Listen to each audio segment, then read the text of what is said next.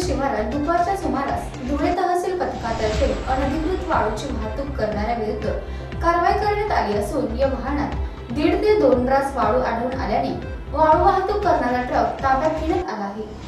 धुळे येथील आनंदखेडे शिवारात दुपारी 12 ते 1 च्या वेळेत धुळे तहसील पथकातर्फे अनधिकृत वाळूची वाहतूक करणाऱ्यांविरुद्ध कारवाई करण्यात आली आहे। वारकुंडाणे येथील बलराज लालचंद्र आहिरे यांच्या मालकीचे वाहन MH18 AA 7585 पकडण्यात आले असून धुळेच्या तहसील गायत्री सैंदाने परिवीक्षाधीन तहसीलदार प्रथमेश गोलप यांच्या मार्गदर्शनाखाली मंडलाधिकारी CU पाटील, मंडलाधिकारी VB पाटील, तलाठी बांगर श्री बाविस्कर, तलाठी आशा कुंभार, श्रीमती काळे यांच्या पथकाने कारवाई केली आहे।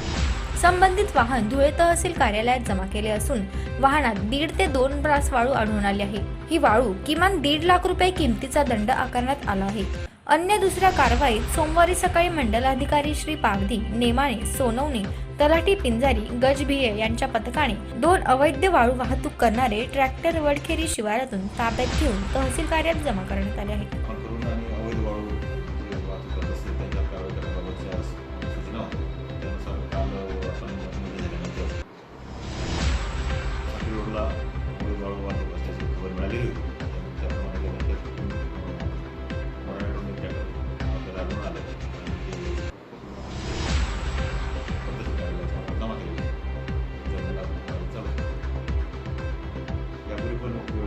कारवाई केलेली आहे।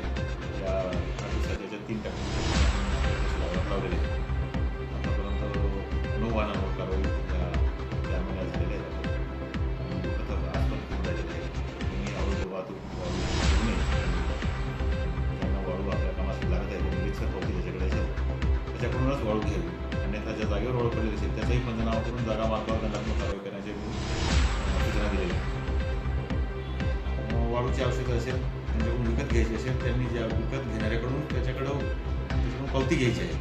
शासनाने दिलेली पावती त्या व्यक्तीकडून वाळू घ्यावी, अन्यथा ती वाळू अवैध म्हणून धरली जाईल।